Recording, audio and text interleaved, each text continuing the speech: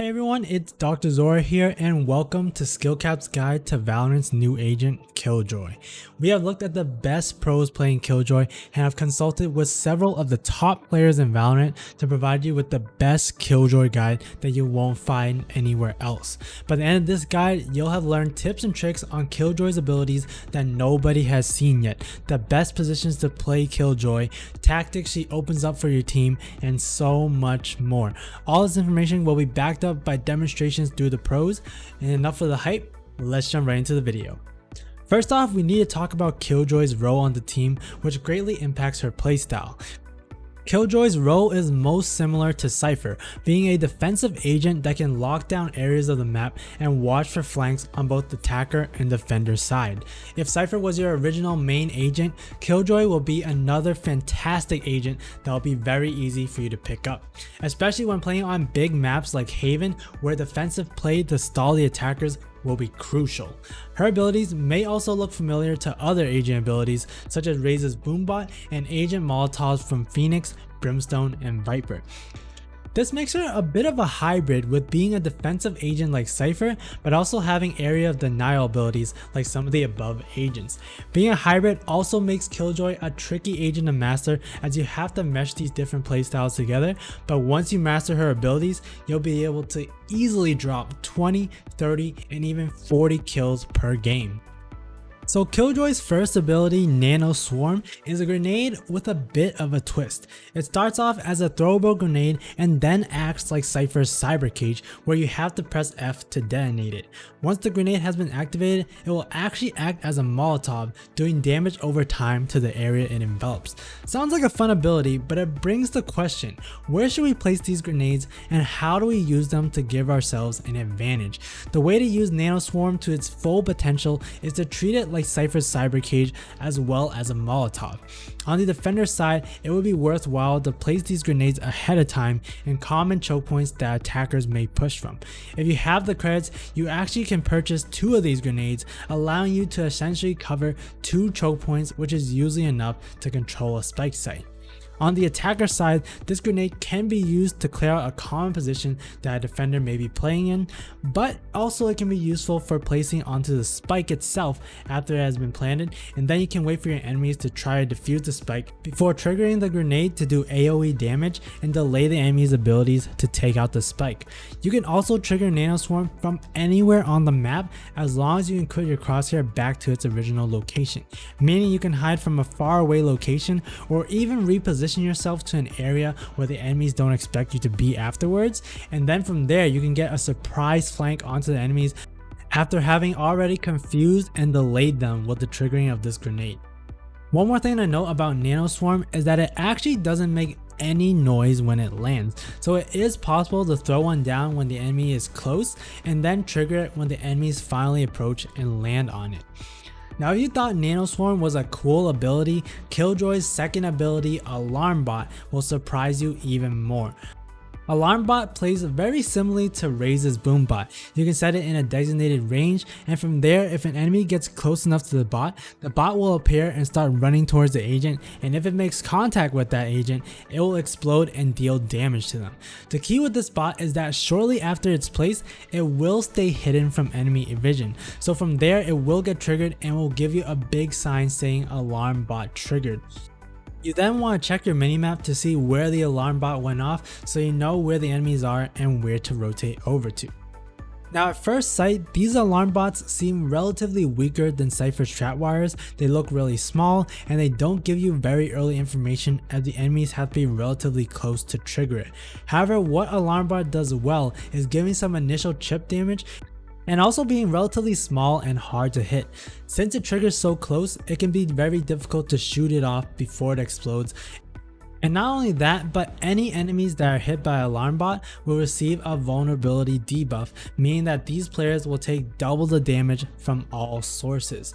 So Alarmbot has all these different features that make it a very useful weapon to use for informational play, chip damage, and increased damage output for your teammates. Next up is Killjoy's signature ability, which has a very original name, Turret. This ability is essentially like a mix of Cypher's Trapwire and Spy Cam. You have a set range that you can place the turret, and once placed it will identify any enemies that it sees regardless of what range they are at and will begin to shoot at them.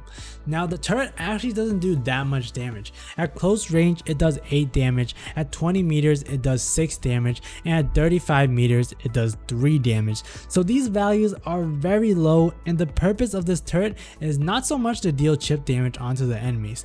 What the turret is meant for is to get very early information on enemy locations.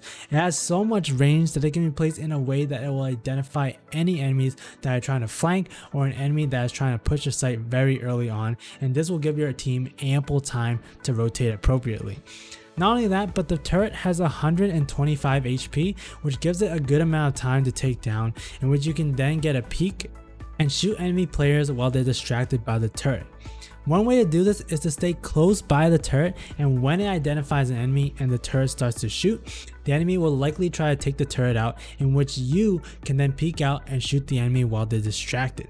This is a great way to get easy kills versus using the turret to get early information where you place it at a designated choke point, and from there you can lean you and your team more towards another area on the map. One more note with this ability is you can recall it and place it elsewhere on the map. For example, on attacker side, you may want to place the turret on the opposite side of the map that you plan to attack. If your team ends up on a different site where you can take the turret back, you can do this and then save the turret to be placed at a choke point after playing the spike. Lastly, we have Killjoy's ultimate ability, Lockdown, which is incredible for locking down a site. Lockdown actually starts off as a spike where you have to plant it onto the ground. Once planted, it will cover a very large area, and 13 seconds after it has been planted, the ability will explode and detain any enemy players that are within that vicinity. What detainment will do is it will essentially stun enemy players, leaving them unable to use abilities and having very little movement speed.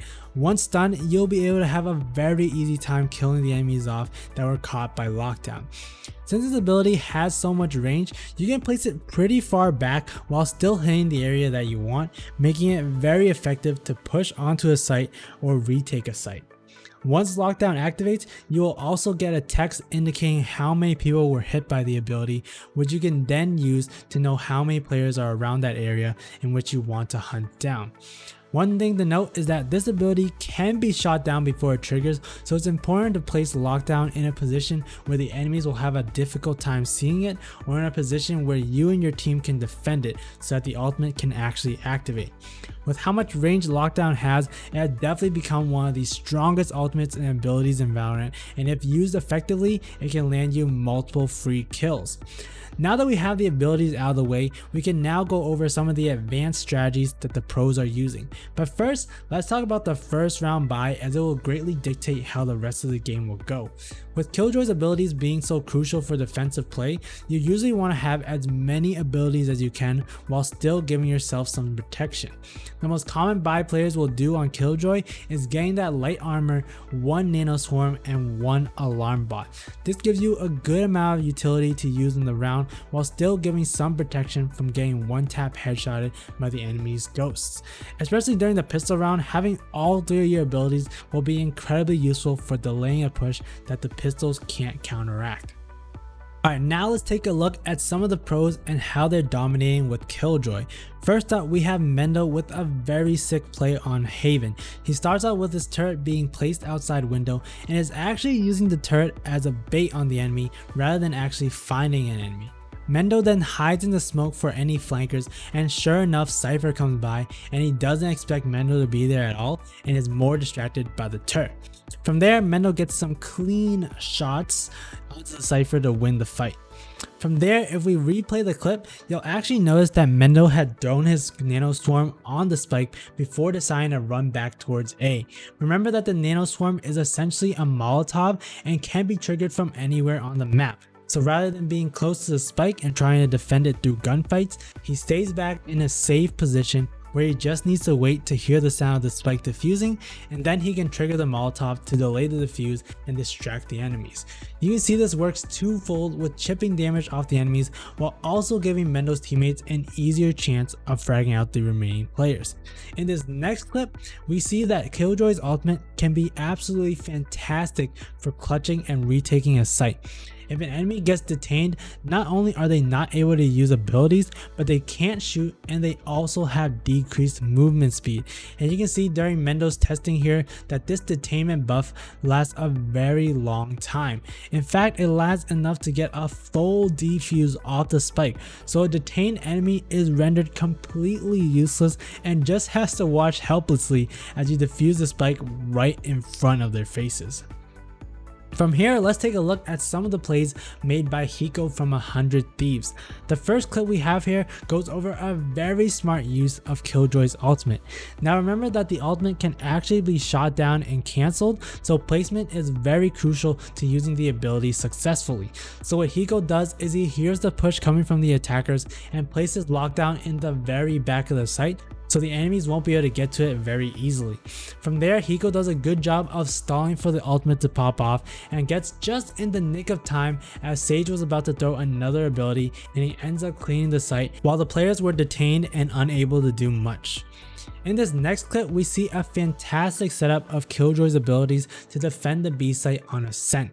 If we slow down the beginning of this clip, you'll notice that the turret is placed in cubby to divert the attacker's attention, and Nanoswarm and Alarmbot are placed together right outside garage.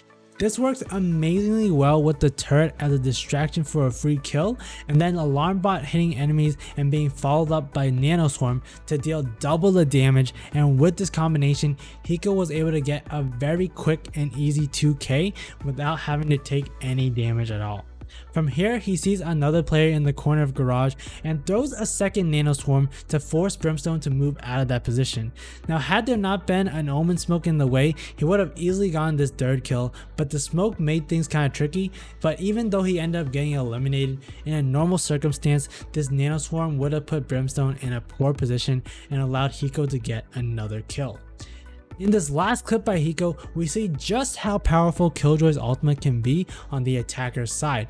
Hiko actually places the ultimate in a very safe corner in B garage, and with that he takes over the entire B site, thus forcing the defenders to rotate out of there quickly and essentially giving Hiko's team free access to the site. Yes, it doesn't get players, Hiko doesn't end up getting any flashy or easy kills off of the ultimate, but sometimes that's not the point of this ultimate at all when it can be used in this manner to gain massive map control. If we play this clip again, Hiko's team just gets to run into the site without any worry after the ultimate is triggered. They get a free spike plant, lockdown doesn't affect the team, and they also have plenty of time to position themselves for the post plant defense. Alright, now what do you think about the new agent Killjoy? Let us know in the comment section below, and while you're down there, make sure to like, subscribe, and hit the bell icon to get more premium guides just like this one, with one goal in mind: helping you become a better player. We here at SkillCapped want to thank you for watching. We'll catch you in the next one. I'm Dr. Zora, and good luck out there.